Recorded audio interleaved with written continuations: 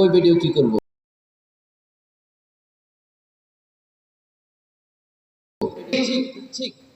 ওই পাইলার নিচে আগুন জ্বালায় সে তো কি কিছু জানা নাই, কিছুই জানা নাই, ওই সন্তানে কি হবে? ওই ধরনের হবে। আমরা আগেকার যুগে দেখতাম, আমার যে মুরুব্বিনে কেরাম ছিলেন তাদেরকে দেখতাম, আমার জানা মতে আমি দেখছি, আমার একাধিক ছোট ছোট ছিলাম তখন, আমার জ্যাঠা বা আমার যে আত্মীয় স্বজন ওই বউ দেখবার জন্য, মেয়ে দেখবার জন্য লয়ে যেত। চা যাই অমুকের ব্যাগর অমুক, গ্যাসেরা বউ দেখে আসি। গ্যাসেরা সর্বপ্রথম যখন টেবিল বিছাইছে, পান থালের মধ্যে পান নিয়ে আইতো, আর কি একটু চিনি আর কি জানি নিয়ে আসা, আর একটা চেয়ারে বইতো। সর্বপ্রথম মুরব্বী কেরাম তাদেরকে কি প্রশ্ন করতেন জানেননি? কি প্রশ্ন করতেন বলেন? আম্মু একটু কোরআন শরীফ পড়েন চা পেতেন না? একটু একটা সূরা শুনেন, এটা তো জিজ্ঞেস করতেন। সূরা যখন সূরা ফাতিহা বা কুল আল্লাহ সূরা বা একটা সূরা যখন শুনে আসছে, এরপরে জিজ্ঞেস করতো কি যে ওজুর কয় ফরজ বলেন ছাদি, জিজ্ঞেস করতো তায়াম্মুমের কয় ফরজ বলেন ছাদি। এরপরে কি অন্য আরেকটা মাসালা জিজ্ঞেস করতো। এইগুলি ছিল কি প্রশ্ন। যদি হয়তো হ্যাঁ না এই মায়া ভালো, এটা দিনদার আছে, এরকম একটা মায়া আমার দরকার, এই সমস্ত মায়েদেরকে ঘরে আনতো, সুসন্তান জন্ম দিত। সমাজ কি ছিল? এরকম পাটফারি মার্কার সমাজ ছিল না, সংস্কার ছিল, সংস্কারমূলক সমাজ ছিল। এখন কি করে আমি জানি না, এখন তো আমি যেহেতু যাই না, আপনারা যান, আমরা জাতি কই দেহে কি দেহে, ছেলে মেয়ে দেহে, ছেলে না মেয়ে দেহে, কি করে, আর আপনারা দেখলেও এগুলি জিজ্ঞান কিনা আমি জানি না, কোথার না জিজ্ঞেস করেন কিনা বলতেই পারি। তাই ওই সমস্ত সন্তান আমি আর আপনি দেখেন, আমি আরেকদিন বলেছিলাম, আরেকটা মাহফিলে বলেছিলাম যে আমাদের জায়গায় আপনারা যেখানে এখানে আছেন, যারা উপস্থিত আছেন, যারা উপস্থিত আছেন, তাদের ছেলেদেরকে যদি আপনারা বিয়ে করিতে চান, তাহলে কেমন একটা মেয়ে চাইবেন? যে মেয়েটা ওই এলাকার মধ্যে সবচেয়ে উচ্ছৃঙ্খল এবং অন্যান্য ছেলেদের হাত দিয়ে ঘুরে, এরকম একটা মেয়ে আপনার পুত্র বধূ হিসাবে পেতে চান। এরকম কে আছেন? হাত তোলে। আছেন কেউ? আপনার পুতের বউ, এমন একটা পুতের বউ চান যে আপডেট থাকবে এবং চুল টুল শুল সব খুইল্লা ঘুরবে, আরেক ছেলে হাত ধরে ঘুরবে, আর কি ছেলেদের কথা মানে আমার ছেলের কথা মানবে না, শ্বশুর শ্বশুরদের কথা মানবে না, এমন একটা উচ্ছৃঙ্খল মেয়ে আপনার বাড়িতে পুত্রবধূ হিসেবে আনতে চান। এরকম কেউ আছেন? আছেন নাকি কেউ? নাই। তাহলে চায় না, যদি এইটাই না চান, কোনো গার্জিয়ানে যদি এটা না চায় যে আমার পুত্রবধূ এরকম হোক, উচ্ছৃঙ্খল মেয়ে না থাকুক, আদর্শবান থাকুক, এবং আমার পুত্রবধূরা নামাজি থাকুক, কোরআন পড়ুয়া থাকুক, এবং আমার পুত্রবধূরা আমার যে বাড়িতে বুড়া বুড়ি আছে তাদের সেবা করুক, এবং আমার ছেলে যে আছে তাকে সেবা করুক, তার সন্তান সেবা হোক, বাড়ির সকলকে মান্যগণ্য করুক, সালাম দেখ, আদব কায়দা থাকুক, এরকম একটা পুত্রবধূ আপনি বাড়িতে চান, তাহলে আপনার মেয়েটাও তো আরেক বাড়ির পুত্রবধূ হবে। কি মনে করেন? হবে না? আপনার মেয়েটা যখন আরেকবারের পুত্রবধূ হবে, সে যখন আপনার মেয়ে নিতে চাইবে, তখনও তো সে ওইরকম ধরুন মেয়েটা নিতে চাইবে। আপনার মেয়েকে কেন আদর্শবান শিক্ষা বানানো যাবে? সুতরাং আপনার মেয়েকেও আদর্শবান বানাইতে হইলে কি লাগবে? কি লাগবে বলে? এই জাতীয় রওজাতুল বানাত মহিলা মাদ্রাসা, কওমি মাদ্রাসা, যে জাতীয় এই জাতীয় মাদ্রাসা আপনাদের সন্তানদেরকে দিবে। তাইলে দেখবেন কি হবে, আদর্শবান পুত্রবধূ পাবেন। এই জাতীয় পুত্রবধূ পাইতে হলে আপনাদের মাদ্রাসা দিতে থাকুন, পরে দেখেন কি হয়। এখানে আপনারা যদি সন্তান না দেন, এই মাদ্রাসা ছাত্রী পাবে কোথায়?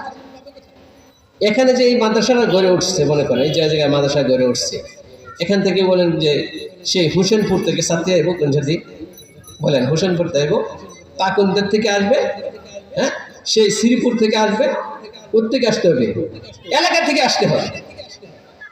এলাকার সন্তান এলাকার মাদ্রাসা হয়েছে, এলাকার সন্তান এলাকার মাদ্রাসা যদি না, তাদের মাদ্রাসার ছাত্রী আসবে কোথেকে? এই জন্য আপনাদের কাছে আমার বিনীত অনুরোধ থাকবে, এই যে এখন ডিসেম্বর মাস চলতেছে, বাচ্চাদেরকে এখন হিরিক মেরা স্কুলে ভর্তি করবে।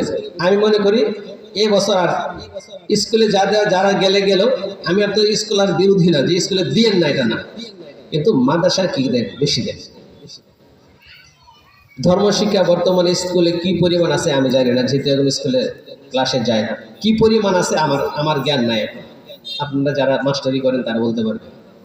কিন্তু এই মাদ্রাসাগুলোতে পড়ে, স্কুলে পড়া যদি আর সে ডাক্তার, মহিলা ডাক্তারদের কাছে হোক, আমরা এর বিরোধী না যে মহিলা ডাক্তার হবে না, মহিলা ইঞ্জিনিয়ার হোক না, মহিলা পাইলট না হোক, অমুক না হোক, তমুক, এটা আমরা বিরোধী না। সেগুলি হোক, যেখানে যা দরকার মহিলাদের, যেখানে যে সেক্টরের দরকার, কাজ দরকার, সেখানে মহিলারা কাজ করুক, কিন্তু আগে দিনদার হোক, সে সহি শুদ্ধভাবে কোরআন পড়া শিখুক, সহি শুদ্ধভাবে মাসালায় জানুক, এবং সেই পাকি না পাকি থাকুক। বহুত নারী পুরুষ এমন আছে রাত্রে নাপাক হওয়ার পর 10টার পরে গোসল করে, বলেন নাউজুবিল্লাহ। ততক্ষণ পর্যন্ত 10টা এবং 11টা 12টা পরে যে গোসল করে, ততক্ষণ পর্যন্ত আল্লাহর রহমতে ফেরেশতা 11 পর লানত করতে থাকে। কেন? এই যে 10টার সময় রাতে নাপাক হয়েছে, 10টার সময় গোসল করতেছে, এই লানত নিয়ে এই নাপাক শরীরে পাক করতেছে, অমুক করতেছে, তমুক করতেছে, সব লানত হইতেছে। এই সমাজটা আসছে থেকে, এই নাপাকি থেকে আসছে, না জানার কারণে আসছে, না জানার কারণে মাসালা সহি শুদ্ধভাবে মাসালা না জানার কারণে কি হয়েছে। তাই সমাজটা আমাদের সুসংগঠিত হবে কিভাবে? যদি আমাদের সমাজকে সংস্কার করতে চাই, আদর্শ নারী হতে হবে, মাকে শ্রদ্ধা করতে হবে, নারীদেরকে সম্মানিত করতে হবে, নারী যে মর্যাদা উচ্চাসনে রাখতে হবে। আর নারী শিক্ষা, ভালো শিক্ষা না পাওয়ার কারণে জামাইয়ের বাইরে গিয়া বা জামাইয়ের সাথে লাগে ঝগড়া, জামাইও লাগে ঝগড়া, দুইজনের ঝগড়া লাগতে লাগতে বাস শেষ, এদিনকার বেড়া শেষ। এই হয়তো কি আসেরা, হয়তো হ্যাঁ কি বুঝনামা পাঠাইব, অন্যতে হ্যাঁ কি তালাকনামা লেটার পাঠাই দেবে। এইগুলি চলতেছে সমাজে, জায়গায় জায়গায় চলতেছে, জায়গায় জায়গায় এরকম চলতেছে। গতকাল রাত্রে একজন মাসালা জিজ্ঞেস, গতকাল রাত্রে আমার জিজ্ঞেস করতেছে, হুজুর একটা মেয়ের এক জায়গায় বিয়ে হয়েছে, বিয়ে হওয়ার পর তার স্বামীর সাথে বনিবনাত হয় না, পরে তালাক হয়ে গেছে, ওই জামির এসে স্বামীতে ডিভোর্স নিয়ে চলে আসছে, আরেকটার সাথে ভালোবাসা, আরেকটার সাথে বিয়ে হয়েছে। এখন সে ওইখান থেকে ওইটাও তার ভালো লাগে না, পরে ওই স্বামী তাকে তালাক দেয় না, পরে নিজে ডিভোর্স লেটার পাঠায় দেয়া, পরে আরেক তৃতীয় স্বামীর কাছে গিয়ে বিয়ে হয়েছে। বিয়ে হয়েছে, এখন তার সাথে সন্তান হয়েছে। এখন তার সন্তান, এটা জায়েজ না না জায়েজ? উত্তর হারাম। জারজ সন্তান হয়েছে। কেন? দ্বিতীয় স্বামী তার কি করে নাই, তালাক দেয়নি। দ্বিতীয় স্বামী তালাক, সে নিজে মেয়ের ডিভোর্স পাঠালে এটি কি হয় না, কার্যকরী হয় না ইসলামী শরীয়ত অনুযায়ী। বাংলাদেশের আইন কি বলতে পারবো না, বাংলাদেশের আইন বাংলাদেশে থাকবো, কিন্তু কোরআনে নাই গো। স্বামী তালাক না দিলে, মেয়ে ডিভোর্স লেটার পাঠিয়ে দিলে অন্যায় ভাবে, তাহলে কি হয় না, তালাক হয় না। অন্য জায়গায় বিয়ে হলে এটা কি, জারজ সন্তান হয়। এরকম বিয়ে গ্রামে গঞ্জে কি পরিমাণ হচ্ছে আল্লাহ তাআলা জানে। তো এই যে যারা সন্তানগুলো হইতেছে, এরা যদি চেয়ারম্যান হয়, মেম্বার হয়, তাহলে কি সমাজ সংস্কার করবো? এরাই তো কি অনেক সময় চেয়ারম্যান মেম্বার হয়ে যাবে। অনেক জায়গায় হইতেছে, অনেক জায়গায় হচ্ছে। আল্লাহ না করুক আমাদের এলাকায় গফরগাঁওয়ের মধ্যে না হোক, এরকম কোনো দুর্ঘটনা না ঘটুক, আল্লাহ আমাদের গফরগাঁওকে হেফাজত করুক। এরকম সন্তান আমরা চাই না। মাকে অবশ্যই ভালো হতে হবে, স্বামী ছাড় দিতে হবে স্ত্রীকে, স্ত্রীও ছাড় দিতে হবে স্বামীকে।